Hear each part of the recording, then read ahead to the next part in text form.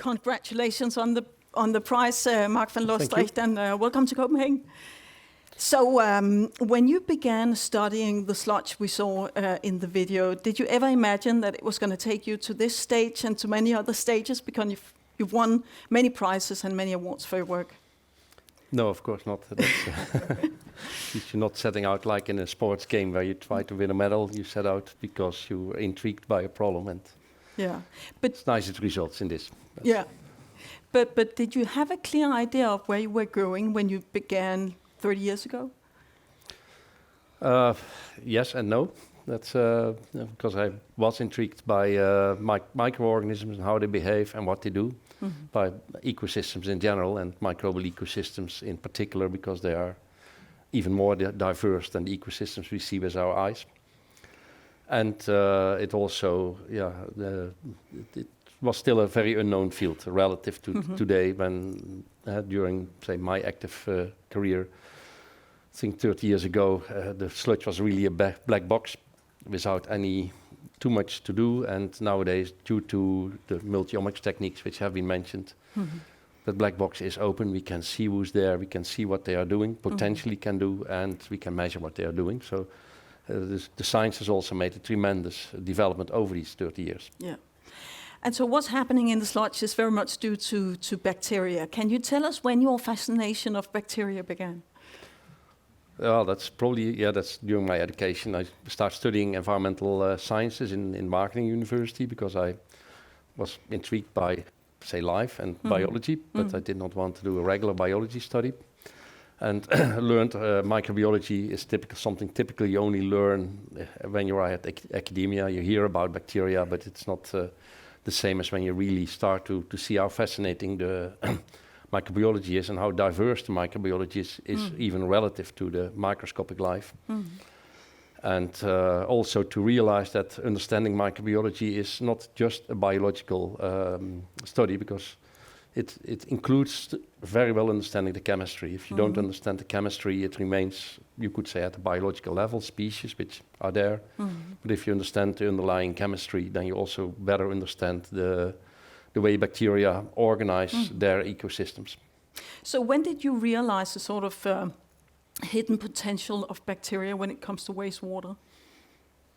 Yeah, that was there before I was born even. The wastewater treatment plants, they are in use since for already more than 100 years. And but what I noticed is that certainly also during the studies, that most of it, what's happening in the treatment plant, is unknown. It's treated like in the wastewater field, they call it activated sludge instead of a microbiome, as it would be in modern terms.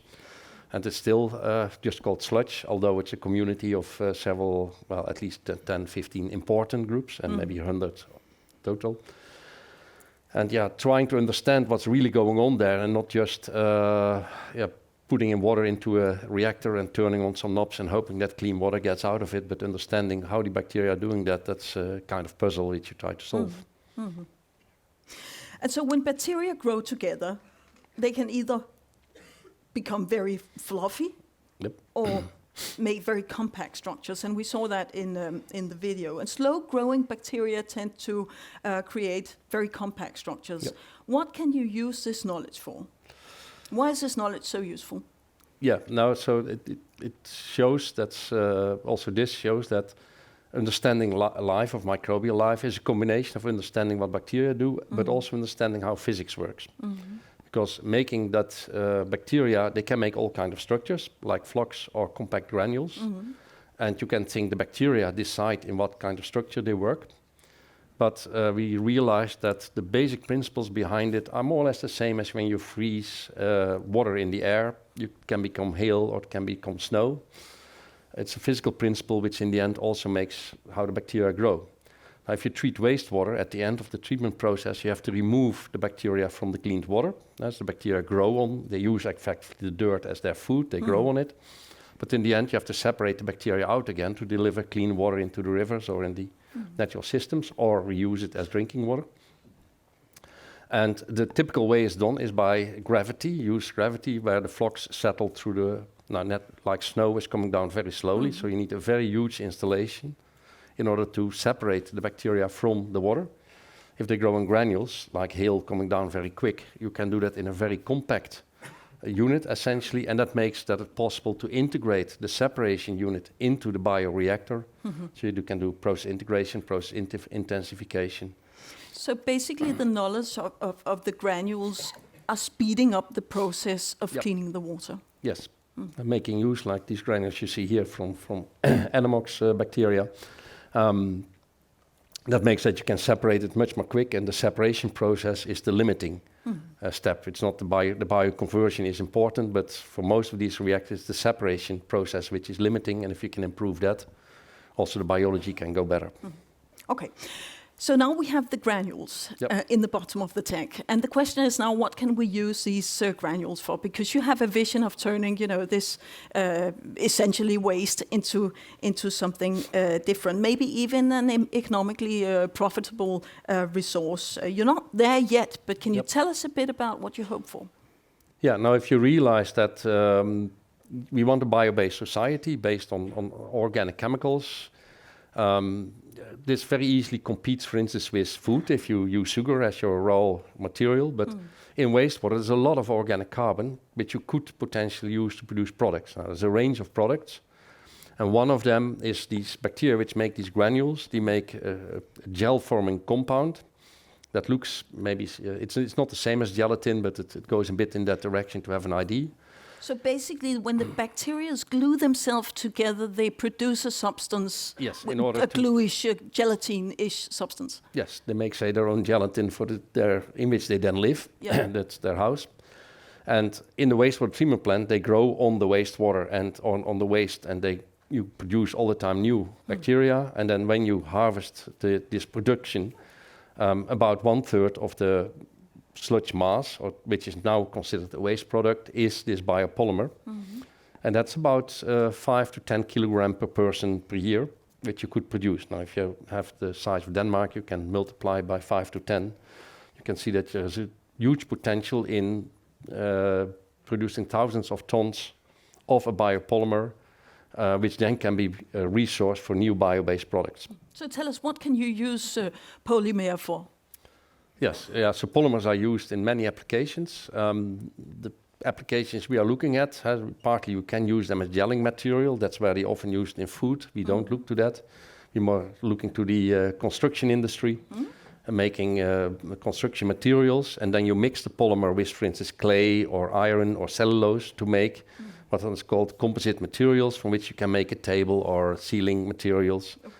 And the extra advantage of these polymers is that they are non-flammable.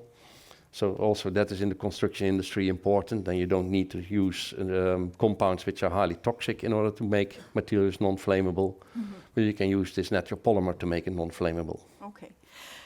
So Mark, as I said, you're not there yet, but this is on your table right now. How far are you from turning, what is basically a service in society, wastewater treatment, into, an active production industry? Yes, so first you all the time say, how far are you? But that's a big team in the Netherlands. That's not... I know, but you're the only one from the Netherlands today. One-person show in the end. Because we try to work together with the Dutch water companies, together with DSV and now also with some construction industry. And the status is there is a facility which recovers which produces around 300 tons per year of this product. So that's for polymers a very small facility, but it's getting somewhere. And there is a first commercial client in the agricultural field where acrylates can be replaced by this polymer. And the vision is, of course, that in maybe 5 to 10 years, we find enough applications making the polymer so valuable that in the end, the treatment of wastewater itself, making the product is the economic benefit of the product can cover the cost of the treatment plants. Because that will save, that makes the wastewater treatment also much more available, accessible in all kind of other places than here in Northwest Europe. So maybe in 5 to 10 years? Yes, then there will be buildings built with the things we flush through the toilet. That's absolutely excellent. And the demand for water has never been greater. So good luck with your work, Mr. van Loosdrecht. And again, congratulations on the prize. Thank you.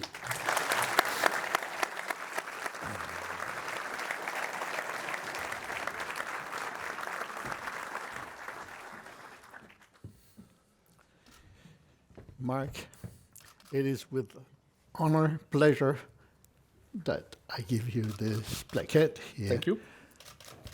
Great job. Thank you.